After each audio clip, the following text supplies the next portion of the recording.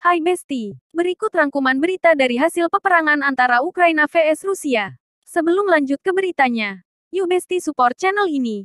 Dengan cara like, komen, dan subscribe. A2ZKS News pasti akan update selalu seputar berita dalam negeri dan mancanegara. Selamat menyaksikan.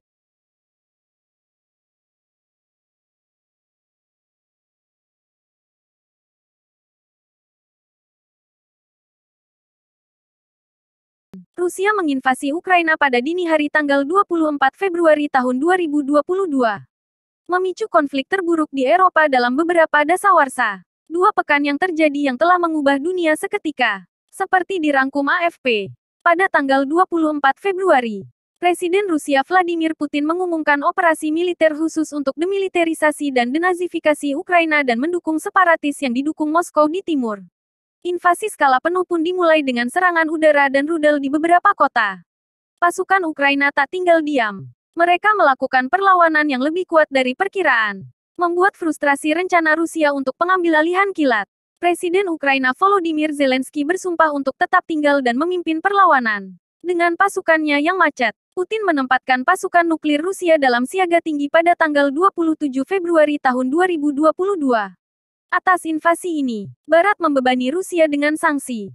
Bantuan militer yang belum pernah terjadi sebelumnya juga diberikan untuk Ukraina pada hari yang sama. Ruang udara tertutup untuk pesawat Rusia. Negara ini juga dikeluarkan dari satu persatu dari acara olahraga dan budaya. Termasuk Piala Dunia. Perusahaan-perusahaan besar mulai menutup toko di Rusia. Invasi juga memicu pemikiran ulang radikal dalam kebijakan pertahanan Jerman. Berlin secara besar-besaran meningkatkan pengeluaran militer. Selama pembicaraan pertama antara Kyiv dan Moskow pada tanggal 28 Februari. Roket Rusia menghantam wilayah sipil di kota kedua Ukraina, Kharkiv. Zelensky mengajukan permohonan yang berapi-api untuk masuk keanggotaan Uni Eropa. Beberapa oligarki Rusia pun menyerukan perdamaian. Di tengah rubel yang semakin runtuh. Pada tanggal 1 Maret, citra satelit menunjukkan kolom Rusia besar-besaran menghantam Kyiv. Tapi itu adalah kemajuan nan lambat. Pasukan Rusia jauh lebih berhasil di selatan. Di mana pada hari yang sama mereka mengepung pelabuhan strategis Mariupol di Laut Azov. Moskow hampir menghubungkan pasukannya di Donetsk separatis dengan Crimea, yang dianeksasi pada tahun 2014. Pada tanggal 3 Maret, seminggu setelah serangan dimulai, Kherson menjadi kota pertama yang jatuh ke tangan Rusia. Dengan pasukan yang berbasis di Crimea bergerak maju menuju pelabuhan utama Ukraina. Odessa, di Laut Hitam dekat dengan Moldova dan perbatasan Rumania. Ketika korban sipil meningkat, dan ratusan ribu orang melarikan diri setiap hari dari negara itu. Majelis Umum PBB sangat menuntut agar Rusia mundur segera. Pada tanggal 4 Maret, pasukan Rusia mengambil alih pembangkit listrik tenaga nuklir terbesar di Eropa di Zaporizhzhia setelah menembaki sebagiannya. Pada hari yang sama Rusia mulai memblokir situs berita dan penyiar barat.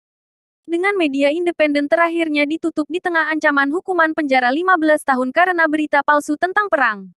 Banyak organisasi media internasional juga menangguhkan liputan mereka dari Rusia. Lebih dari 13.500 orang Rusia ditangkap di seluruh negeri karena memprotes perang. Palang merah menggambarkan situasi di Mariupol yang terkepung sebagai apokaliptik.